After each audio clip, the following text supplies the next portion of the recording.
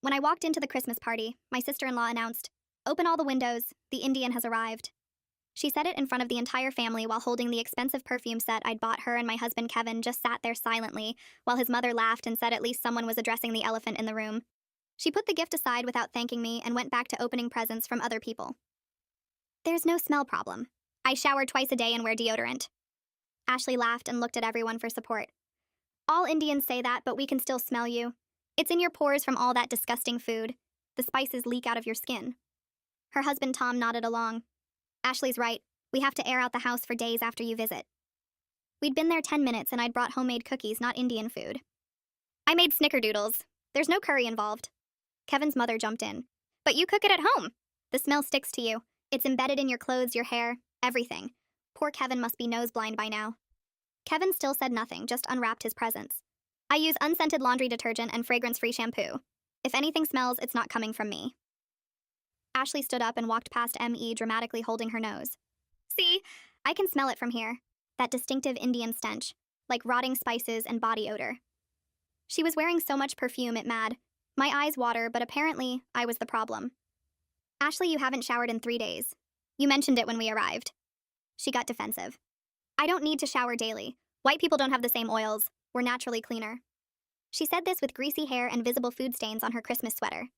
That's not how biology works. Kevin's father, Richard, laughed. Don't argue with her about cleanliness. You people have different standards. Ashley understands real hygiene. Ashley nodded proudly. Exactly.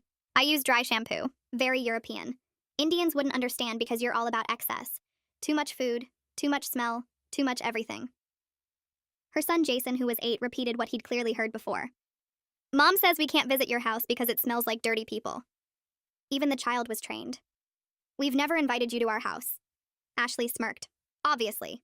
You know we'd be disgusted, probably have curry handprints on the walls and that ethnic smell everywhere. Kevin's mother added, I told Kevin before he married you that mixed marriages are hard because of these cultural differences. The smell issue alone should have been a deal breaker. I looked at Kevin, waiting for him to say something, but he was checking his phone. Your son's wife is being racially attacked and you're silent? He shrugged. It's Christmas. Don't make drama. Ashley jumped on that. See? Drama. Another Indian trait. Everything's so dramatic and loud with your people. Can't just accept facts. The fact apparently being that I smelled despite showering twice daily, while Ashley considered 3-day-old sweat European elegance. I'm going to the bathroom. I needed space before I said something I'd regret. When I opened the bathroom door, the smell hit me immediately. Mold everywhere. Towels that hadn't been washed in weeks. Soap scum so thick it was black. Ashley's makeup bag was open and everything was expired and crusty. I took photos of everything. The toilet that hadn't been cleaned in months. The trash overflowing with used products. The bathtub with a brown ring. This was their guest bathroom that Ashley was supposedly responsible for. I came back to the living room where Ashley was explaining to Kevin's aunt how hard it was having an Indian sister-in-law. The smell follows her everywhere. I feel bad for Kevin having to sleep next to that every night. Probably has to wash the sheets daily. Kevin's aunt looked uncomfortable. Ashley, maybe that's enough. But Ashley wasn't done. Someone has to say it. We all think it. Indians smell bad. It's not racist, it's science. Their food, their hygiene, their culture. All of it creates this distinctive stench. Tom backed her up. Ashley bought special air fresheners just for when they visit. Industrial strength. They hadn't visited us once in 5 years of marriage. Your bathroom has black mold. Everyone turned to look at me. Ashley went red. What were you doing snooping in my bathroom? Kevin's mother stood up. Black mold? That's dangerous. I showed them the photos on my phone. The bathroom smells like sewage and mildew. The towels are growing things.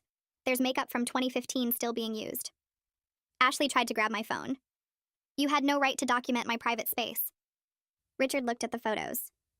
Ashley, this is disgusting. You said you cleaned yesterday for Christmas. Ashley was panicking. It's not that bad. She's exaggerating because I told the truth about Indian smell. Kevin's aunt, who'd been quiet, spoke up. I've used that bathroom. That smell is definitely mold, not spices. She pulled out her phone and held it up. Can you send me those photos? This is a serious health hazard that needs reporting. Richard tried to wave her off and told her she was making a big deal out of nothing, but she kept her phone out and waited for me to send the pictures. Ashley lunged at my phone again, trying to grab it out of my hands. Tom caught her arm and held her back. His face suddenly worried as other family members crowded around to see the photos on my screen. Kevin's mother leaned in close and her face went completely white when she saw the images. I watched her realize that her daughter's bathroom looked like a biohazard while she'd spent the last hour attacking me for imaginary smells. She stepped back and put her hand over her mouth. I sent the photos to Kevin's aunt and watched Ashley start talking fast about being too busy with Jason to clean properly. She kept saying she had a lot going on, and sometimes things got behind schedule. Tom jumped in, claiming they were planning to renovate soon anyway, so it didn't really matter. Kevin's father looked at the photos on his wife's phone and asked why they were spending money on new furniture if the bathroom was falling apart. Tom's face got red and he said the furniture was a different budget. Ashley started crying and said everyone was ganging up on her when she was just being honest about facts. Kevin finally spoke up, but only to suggest we all calm down and discuss this reasonably after the holidays. I turned and looked directly at him. You're seriously suggesting I stay silent about being racially attacked for an hour while your sister's actual filth gets excused as too busy? He wouldn't meet my eyes and mumbled something about not making Christmas awkward for everyone. That's when I understood. My husband of 5 years just told me his family's comfort at a holiday party mattered more than my basic human dignity. 5 years of marriage and he was more worried about awkward Christmas dinner than his wife being called dirty and disgusting for an hour straight. I grabbed my purse off the couch. I'm leaving. You can either come with me now or stay with your family, but I'm done pretending this is normal. Kevin hesitated. Actually hesitated. He looked between me and his mother, who was shaking her head slightly at him. His own mother was telling him not to leave with his wife, and he was considering it. I stood there holding my purse and coat, waiting to see what he would choose. The room got completely quiet except for Ashley sniffling. Kevin's mother tried a different approach. She said I was being dramatic and they were just joking around like families do. I pointed at Ashley and then at Tom and Richard. Joking about my race, my hygiene, and my culture for an hour straight while I brought gifts and cookies isn't humor. It's cruelty. Kevin's mother said I was too sensitive and couldn't take a joke. Ashley nodded and said some people just couldn't handle honesty. Ashley started crying harder, claiming I'd ruined Christmas by attacking her when she was just being honest. Kevin's aunt cut her off sharply. Honesty would be admitting that 3-day-old sweat and black mold smell worse than any spice. You need to stop playing victim. Ashley's mouth fell open and she looked at her mother for support. Kevin's mother told the aunt she was being harsh, and Ashley was just expressing her opinion. The aunt said Ashley's opinion was racist and disgusting, and the bathroom photos proved who actually had hygiene problems in this family. I walked out to my car and sat in the driver's seat. My hands were shaking, so hard I could barely get the key in the ignition. I waited to see if Kevin would follow me. 5 minutes passed, then 10. I looked at the front door of the house and saw the lights on inside and shadows moving past the windows. He wasn't coming. I started the engine and understood that his silence in there was actually his answer all along. 5 years of staying quiet while his family attacked me wasn't going to change. This was who he was. Kevin rushed out as I was backing up the driveway. He knocked on my window and asked where I was going. I rolled down the window. I'm going somewhere I'm treated like a human being. You need to decide if that's something you actually want for your wife, or if your family's approval matters more. He said I was overreacting and we could talk about this at home. I told him there was nothing to talk about, because he'd already made his choice by sitting silent for an hour while I got attacked. He said he didn't want to cause family drama during Christmas. I put the car in reverse and told him he'd caused plenty of drama by marrying someone his family would treat like garbage while he watched. He climbed into the passenger seat and I started driving toward our apartment on the other side of town. The silence filled every inch of space between us. His phone kept lighting up with incoming messages, and he typed responses constantly. I watched him from the corner of my eye at each red light. His thumbs moved fast across the screen and his face stayed blank like he was texting about the weather instead of what just happened. We pulled into our parking garage 20 minutes later and I still hadn't heard his voice. He got out and walked to the elevator without looking back to see if I was following. Inside our apartment, he went straight to the bedroom while I stood in the kitchen. My hands were still shaking from the drive. I pulled out my laptop and logged into our phone account online. The records loaded and I scrolled through his texts from the past hour. Every single message went to his mother. Not one text to me. Not one word of apology or explanation. Just him telling her I overreacted and made a scene and ruined Christmas for everyone. He wrote that I embarrassed him in front of his whole family. He promised her we would work it out and I would calm down eventually because I always did. I closed the laptop and sat there staring at the kitchen counter. 5 years of marriage and this was what I got. His loyalty went to the people who called me dirty and disgusting. I thought about all the other times his family said things and he stayed quiet. The comments about my food at Thanksgiving. The jokes about my accent at Easter. The suggestions that I was too emotional or too sensitive or too dramatic. Every single time he told me later that I needed to understand they came from a different generation. That they didn't mean anything by it. That I should just let it go because family was family. But he never once told them to stop. He never once defended me or set a boundary or said their behavior was wrong. He just expected me to absorb it all and smile and bring homemade cookies to the next gathering. The bedroom door opened and Kevin came out in sweatpants and a t-shirt. He walked past me to the fridge and pulled out orange juice. He poured himself a glass and drank it while standing there. Then he looked at me like he was seeing me for the first time since we got home. He asked if I wanted to order pizza for dinner. Just like that. Like we hadn't just left his family's house after the worst hour of my life. Like his sister hadn't spent 60 minutes telling me I smelled bad because of my race. Like his mother hadn't laughed along and agreed. Like he hadn't sat there silent through all of it. I told him I wasn't hungry. He shrugged and said he was going to watch TV then. He grabbed the remote and turned on a basketball game. The sound filled the apartment and he settled into the couch like it was any other night. I went to the bedroom and closed the door. I sat on the edge of the bed and looked at my phone. I had 3 texts from Renata asking if I was okay. She knew I was going to Kevin's family Christmas party, and she knew how his family treated me. I typed back that I needed to stay at her place for a few days. She responded immediately saying her guest room was ready whenever I needed it. I thanked her and said I would come by tomorrow. Then I lay down on top of the covers and stared at the ceiling. The apartment was quiet except for the TV noise from the living room. I could hear the announcers talking about the game and the crowd cheering. Kevin's life was continuing like normal while mine felt like it was breaking apart. Morning came and I heard Kevin moving around in the kitchen. The smell of coffee drifted into the bedroom. I got up and walked out to find him making eggs at the stove. He smiled when he saw me and asked what I wanted for breakfast. His voice was cheerful like we were starting a regular Saturday. Like yesterday never happened, like we didn't have a massive problem sitting between us. I told him I was going to stay at Renata's for a few days. His smile disappeared. He asked why I would do that. I said I needed space to think about whether this marriage could continue. He put down the spatula and turned to face me completely. His eyes went wide and he asked if I was serious. I told him I was completely serious. He started talking fast then. He said we should discuss this and work it out and not make any big decisions when we were both upset. I reminded him I was the only one upset yesterday. He sat silent while his family attacked me for an hour. He followed me to the bedroom while I pulled out my suitcase. He kept saying we could fix this and it wasn't that bad, and his family didn't mean anything by it. I packed clothes and toiletries while he stood in the doorway. He promised he would talk to them and set boundaries and make sure it never happened again. I stopped packing and looked at him. I asked how many times he had made that exact promise over the past 5 years. He went quiet. I told him this was the same conversation we had after his mother criticized my career choices last year. The same conversation we had after Ashley made fun of my clothes at the family reunion. The same conversation we had after his father said I was too loud at dinner. Every single time he promised things would change, and every single time nothing did. He said this time was different because he understood now how serious it was. I zipped up my suitcase and told him I was exhausted from having this conversation over and over while nothing ever changed. He grabbed my arm gently as I tried to walk past him. He said he loved me and didn't want me to leave. I pulled my arm away and said if he loved me, he would have defended me yesterday. If he loved me, he wouldn't have texted his mother instead of me on the drive home. If he loved me, he wouldn't be acting like everything was fine this morning. He let go, and I walked out of the bedroom with my suitcase. He followed me to the front door, still talking. He said he would do better and be better and prove to me he could change. He said he would call his mother right now and tell her she was wrong. I opened the door and told him I would think about everything while I was at Renata's. He asked how long I would be gone. I said I didn't know yet. Then I left and drove to Renata's apartment across town. She opened the door before I could knock. She must have been watching for me from her window. She took my suitcase and pulled me inside and wrapped me in a hug. I stood there in her arms and finally let myself cry. Everything from yesterday came pouring out. The comments about my smell, Ashley's disgusting bathroom, Kevin's silence, his texts to his mother, his casual breakfast offer this morning. Renata held me and let me sob into her shoulder. When I finally stopped crying, she led me to her couch and made me tea. I told her everything that happened in detail. Every racist comment, every moment Kevin said nothing, every excuse he made this morning.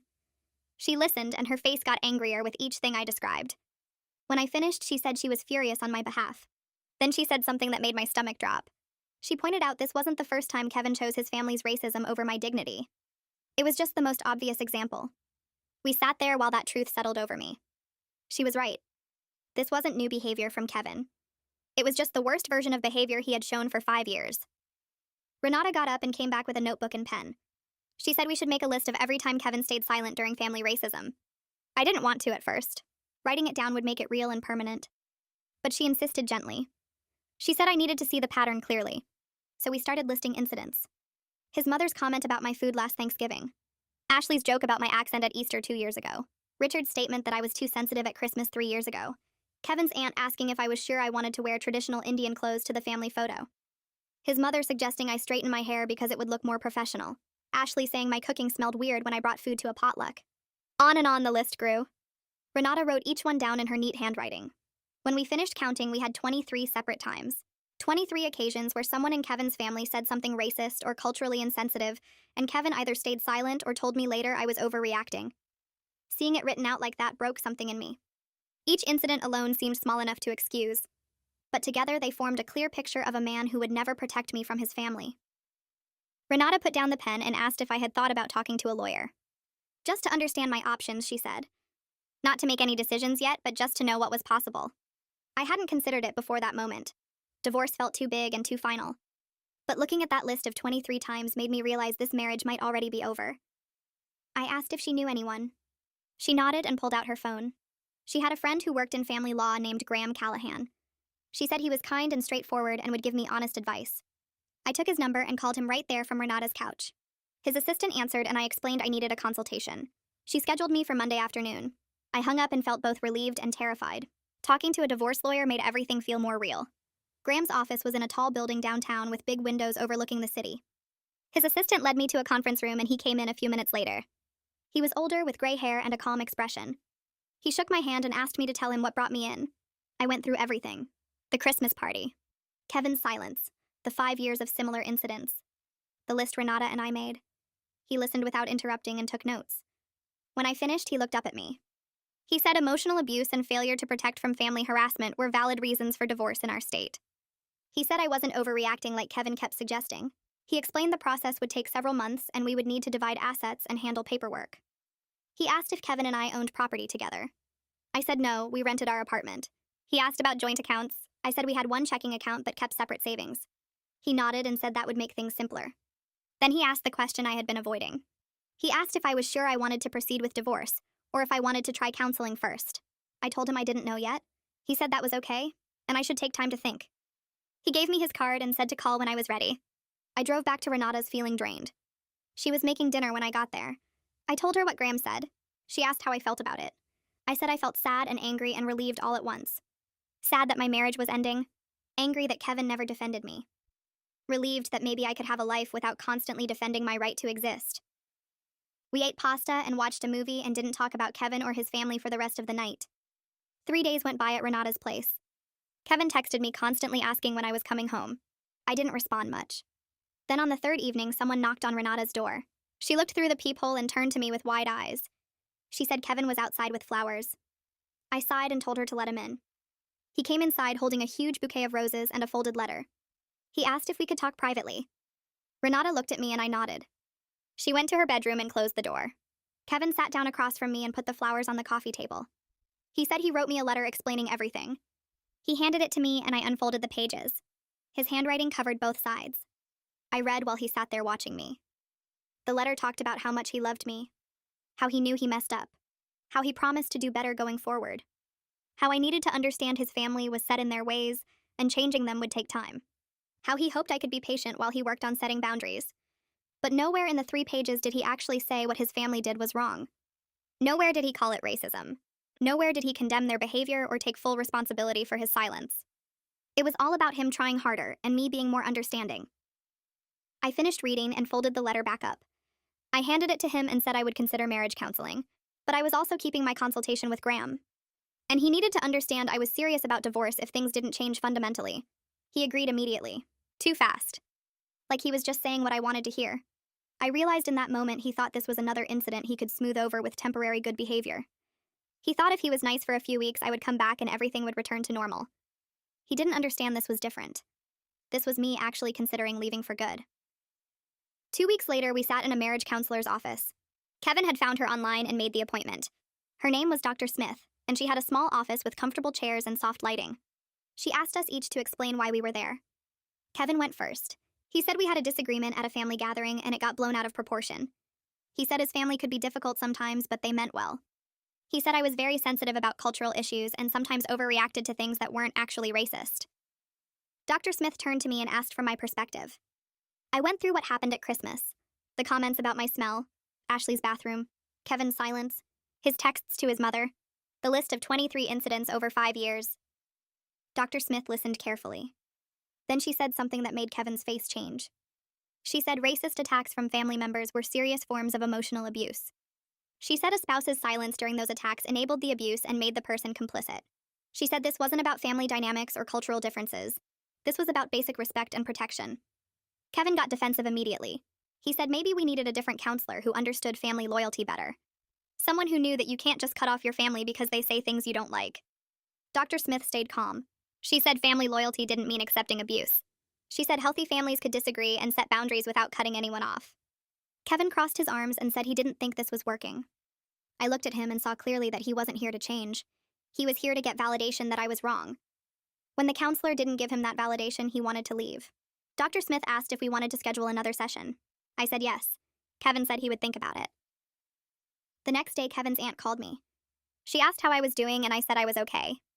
Then she told me something interesting. She said Ashley's bathroom got reported to the health department. Apparently, a neighbor saw the photos when Kevin's aunt shared them in the family group chat. The neighbor got concerned about the mold and called it in. An inspector came out and found multiple code violations: black mold in the walls, improper ventilation, expired products creating health hazards. They had 30 days to fix everything or face fines. Ashley was furious and blaming me for starting all this. But Kevin's aunt said the inspector would have found the problems eventually anyway. She said maybe this would teach Ashley some humility about criticizing other people's hygiene. I thanked her for telling me and we hung up. I felt a small sense of justice knowing Ashley's actual filth was getting addressed. But mostly I just felt tired. Tired of this family and their dysfunction. Tired of fighting to be treated with basic respect. Tired of hoping Kevin would change into someone who actually defended his wife. Kevin called me 3 days after I got the news about Ashley's health department inspection. He didn't ask how I was doing or whether I was okay after everything that happened at Christmas. He just launched right into it, telling me I needed to call Ashley and apologize for causing all this trouble. I sat on Renata's couch holding the phone away from my ear for a second, trying to process what he'd just said. He wanted me to apologize to the woman who spent an hour attacking my race and hygiene in front of his entire family. I told him no, I wasn't apologizing for anything. He started talking faster, saying Ashley was really upset and the whole family was mad at me now. I pointed out that I didn't report her bathroom to anyone. I just took photos to document the truth after she spent an hour calling me dirty. Kevin said it didn't matter because now Ashley had to spend thousands of dollars fixing everything, and it was all because of me. I reminded him that natural consequences weren't my responsibility to fix. If Ashley's bathroom was so disgusting that it violated health codes, that was on her, not on me for documenting her lies. He got quiet for a minute and then asked if I was really going to let this destroy his family relationships over some comments that weren't meant to be hurtful. That's when I knew nothing was going to change. Our fourth counseling session happened 2 weeks later, and it went exactly like the other 3. Kevin sat on one side of the room promising he would try harder to set boundaries with his family. Then the counselor asked him directly if he would defend me at the next family event, and he started hedging. He said he couldn't control what his family said, and I needed to develop thicker skin about cultural differences. The counselor pointed out again that racist attacks weren't cultural differences, they were abuse. Kevin crossed his arms and said maybe his family had a point about some things and we needed to meet in the middle. I looked at him sitting there in his nice shirt and tie, looking reasonable and calm, and I realized he was never going to choose me over them. After the session ended, I sat in my car and called Graham. I told him to start the divorce paperwork. He asked if I was sure, and I said yes. I'd been sure since Christmas. I just needed to stop hoping Kevin would change into someone he wasn't. Kevin got served with the papers at work 3 weeks later. He called me immediately, his voice shaking, asking what I was doing and why I didn't warn him this was coming. I reminded him about all 4 counseling sessions where I said I couldn't stay in a marriage where my husband let his family attack me. He actually sounded shocked, like he thought those were just words I was saying to make a point. He kept saying we could fix this and I just needed to give him more time. I told him he'd had 5 years and I was done waiting. He showed up at Renata's apartment that night with flowers and a card. Renata answered the door and told him I wasn't interested in talking. He tried to push past her and she threatened to call the cops. He finally left the flowers on the doorstep and drove away. The card said he was sorry for not standing up for me sooner, and he understood now how serious this was. But it didn't say anything about his family being wrong, or that their racism was unacceptable. It was just another version of the same apology he'd given me 23 times before. The divorce mediation took place 6 weeks after he got served. We sat in a conference room with a mediator who walked us through dividing everything up. It was straightforward because we didn't have kids and we'd kept our finances mostly separate. Kevin got the apartment because his name was on the lease. I got most of the furniture because I'd bought it. We split the savings account down the middle. The whole thing took 3 hours and felt weirdly businesslike for ending a 5-year marriage. Kevin's mother tried calling me twice during that time, but I sent it to voicemail. After we signed everything, Kevin asked if we could talk privately. I said no. Everything that needed to be said had been said. He looked hurt and told the mediator I was being unreasonable. The mediator just handed him his copies of the paperwork and showed us both out. 6 months after that Christmas party, I moved into my own apartment in a neighborhood I actually liked. It was smaller than the place I'd shared with Kevin, but it was mine. I cooked whatever I wanted, and the whole place smelled like cumin and coriander and turmeric, without anyone complaining. I hung up photos of my family and bought colorful blankets and pillows that Kevin would have said were too ethnic. Renata helped me move in, and we ordered Indian food for dinner, eating it straight from the containers while sitting on my new couch. Kevin signed the final divorce papers the week before, and his lawyer sent them to Graham, who sent them to me. I looked at Kevin's signature on the document and felt sad for a minute. Not because I wanted him back, but because the marriage I thought I had never actually existed. I'd spent 5 years thinking he would eventually stand up for me, and he'd spent 5 years thinking I would eventually accept being treated like garbage. We were both wrong about each other. But now I was free to live without constantly defending my right to basic human dignity, and that felt better than staying in a marriage where I had to fight for respect every single day.